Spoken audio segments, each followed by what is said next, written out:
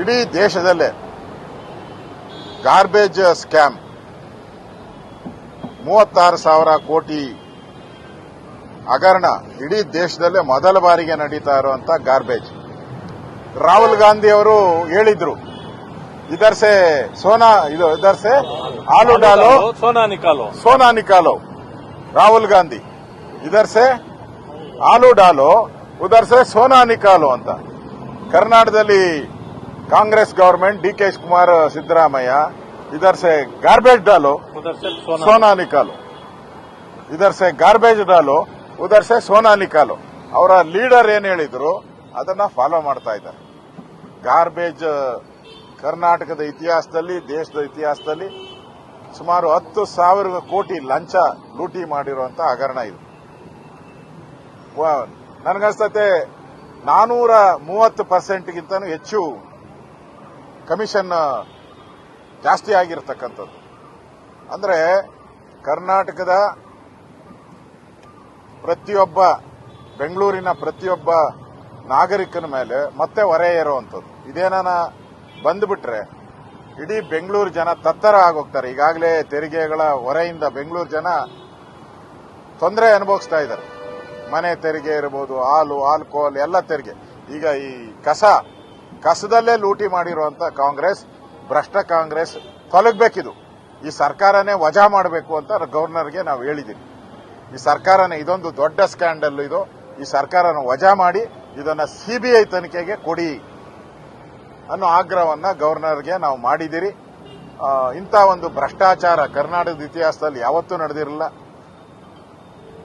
Finance ಡಿಪಾರ್ಟ್ಮೆಂಟಿನ ಆದೇಶಗಳನ್ನ ಗಾಳಿಗೆ ತೂರಿ world bank ಬೇರೆ ಬೇರೆ ರಾಜ್ಯಗಳಲ್ಲಿ ಇವರು ಬ್ಲಾಕ್ ಲಿಸ್ಟ್ ಆಗಿರೋದನ್ನ ಗಾಳಿಗೆ ತೂರಿ ಇವತ್ತು ಅವರಿಗೆ ಕೊಟ್ಟಿದ್ದಾರೆ. ಅಂದ್ರೆ ಇದರಲ್ಲಿ ಕೇಂದ್ರದ ಕಾಂಗ್ರೆಸ್ ಮತ್ತು ರಾಜ್ಯದ ಕಾಂಗ್ರೆಸ್ ಇಬ್ಬರ ಕೈವಾಡ ಇರೋದ್ರಿಂದ ಇಷ್ಟೊಂದು ದೊಡ್ಡ ಹಗರಣ ಆಗಿದೆ. ಈ ಹಗರಣ ಬಯಲಿಗೆ ತರ್ತಾ ಇದ್ದೀನಿ ನಾನು. ಈ ಹಗರಣವನ್ನ ಬಯಲಿಗೆ ತರ್ತಾ ಇದ್ದೀರಿ. ಇದನ್ನ ಯಾವುದೇ ಕಾರಣಕ್ಕೂ ಮುಚ್ಚಾಕಕ್ಕೆ ಬಿಡಲ್ಲ. ಈ ಟೆಂಡರ್ ರದ್ದಾಗಬೇಕು. ಯಾರ್ಯಾರು ಅಧಿಕಾರಿಗಳು ತಪ್ಪು ಮಾಡಿದ್ದಾರೆ ಅವ್ರ ಮೇಲೆ ಕಠಿಣ ಕ್ರಮ ಆಗಬೇಕು. ಅವ್ರನ್ನ ಜೈಲಿಗೆ ಕಳಿಸಬೇಕು. ಆ ಆಗ್ರಹವನ್ನ ಮಾಡ್ತಾ ಇದ್ದೀನಿ. ಅಶೋಕ್ ಹಿಂದೆ ಕುಮಾರಸ್ವಾಮಿನೂ ಕೂಡ ಇದೇ ಮಾತಾಡಿದ್ರು. ಅವರಿಬ್ಬರು ಕೂಡ ಈ ಕಸದ ಲಾಬಿ ಇದೆ, ದೊಡ್ಡ ಲಾಬಿ ಕಸದ್ದು. ಅವ್ರ ಕಾಲದಲ್ಲಿ ಯಾಕೆ ಟೆಂಡರ್ಗಳು ಮಾಡೋಕ್ಕಾಗಲಿಲ್ಲ? ಅವರೇ ಇದ್ರಲ್ಲ. ಈಗ 6,000 ಕೋಟಿ ರೂಪಾಯಿ ಇನ್ವೆಸ್ಟ್ಮೆಂಟ್ ಮಾಡ್ತಾರೆ. 6,000 ರೂಪಾಯಿ ಇನ್ವೆಸ್ಟ್ಮೆಂಟ್ ಮಾಡ್ತಾರೆ. ಈಗ ಹಿಂದೆ 14-15 ಜನಕ್ಕೆ ನಾವು ಕೊಟ್ಟಿದ್ದೆವು ಕಸದಿಂದ ಇದನ್ನು ಪವರ್ ಮಾಡಿ ಅಂತ. ಒಬ್ಬರು ಕೂಡ ಸಕ್ಸಸ್ ಆಗಿಲ್ಲ. ಒಬ್ಬರು ಎಲ್ಲ ಕ್ಯಾನ್ಸಲ್ ಆಗೋಯ್ತು. ಎಲ್ಲ ಅಂಗಡಿ ಮುಚ್ಕೊಂಡು ಹೊರಟೋದ್ರು. ಬರೀ KPC ಮಾತ್ರ ಒಂದು ಬಿಡದಿಲ್ಲಿ ನಡೀತಾ ಇದೆ. ಅವ್ರ ಗೌರ್ಮೆಂಟ್ ಇತ್ತಲ್ಲ. ಈಗ ನಾನು ಈ ಡಿಸಿಷನ್ ತೊಗೋಬೇಕಾದ್ರೆ ಡೆಲ್ಲಿಲಿ ಬಂದು ನೋಡಿದ್ದೀನಿ, ಹೈದ್ರಾಬಾದ್ನಲ್ಲಿ ಬಂದು ನೋಡಿದ್ದೀನಿ, ಚೆನ್ನೈಯಲ್ಲಿ ಹೋಗಿ ನೋಡಿದ್ದೀನಿ, ಬೇರೆ ಬೇರೆ ಕಡೆ ಎಲ್ಲ ನೋಡಿದ್ದೀನಿ. ಇವತ್ತು 6,000 ಕೋಟಿ ರೂಪಾಯಿ ಅವ್ರು ಇನ್ವೆಸ್ಟ್ಮೆಂಟ್ ಮಾಡ್ತಾರೆ. ನಮಗೆಲ್ಲೂ ಜಾಗನೇ ಸಿಗಲಿಲ್ಲ. ನಾನು ಅದಕ್ಕೆ ಕೊನೆಗೆ ದೊಡ್ಡಬಳ್ಳಾಪುರದಲ್ಲಿ ಒಂದು ಜಾಗನ ಪರ್ಚೇಸ್ ಮಾಡಿದ್ದೀನಿ. ಮೊದಲು ಯಾರು ತೆಗೆದುಕೊಂಡಿದ್ರು, NOC ಯಾರು ಇತ್ತು ಅದನ್ನು ಪರ್ಚೇಸ್ ಮಾಡೋಕ್ಕೆ ಡಿಸಿಷನ್ ತೊಗೊಂಡಿದ್ದೀನಿ. ಅದಾದಮೇಲೆ ನೈಸ್ ಅವರ ಜಾಗನ ಬಿಡಿಸ್ಕೊಂಡಿದ್ದೆ. ಅವರು ಬಿಟ್ಟಿದ್ದ ಜಾಗನ ಕೆಲವರು ತೆಗೆದುಕೊಂಡಿದ್ದೆ.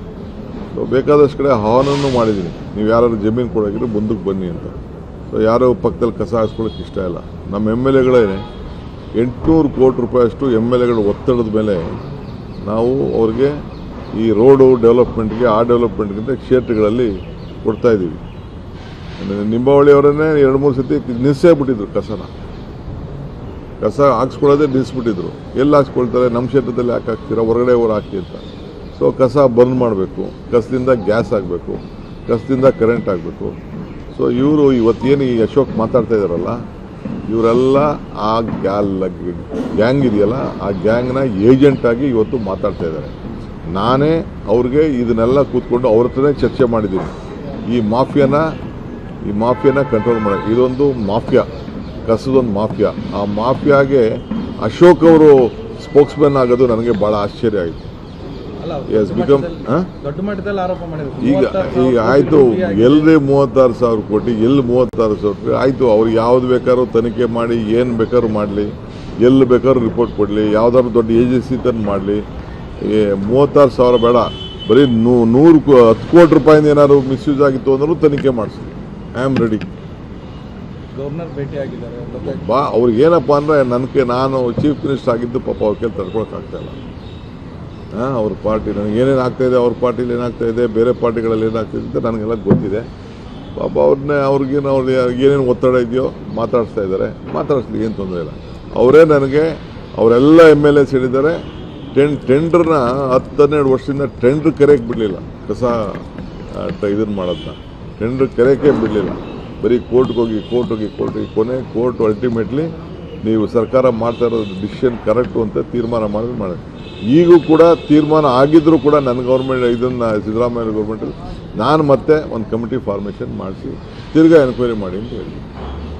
ಅದರಿಂದ ಅವರು ಮಾಡ್ತಾ ಇರೋದು ರಾಜಕೀಯ ಅಸೂಯೆ. ಅವ್ರ ಕೈಲಿ ತಡ್ಕೊಳಕ್ಕೆ ಆಗ್ತಾ ಇಲ್ಲ. ನಮ್ಮ ಸ್ಟೈಲ್ ಆಫ್ ಫಂಕ್ಷನಿಂಗ್ನ ಅವ್ರ ಕೈಲಿ, ನಮ್ಮ ಟ್ರಾನ್ಸ್ಪರೆನ್ಸಿನ ನೋಡಿಕೊಂಡು ಅವ್ರ ಕೈಲಿ ಡೈಜೆಸ್ಟ್ ಮಾಡ್ಕೊಳ್ಳೋಕೆ ಆಗ್ತಾ ಇಲ್ಲ.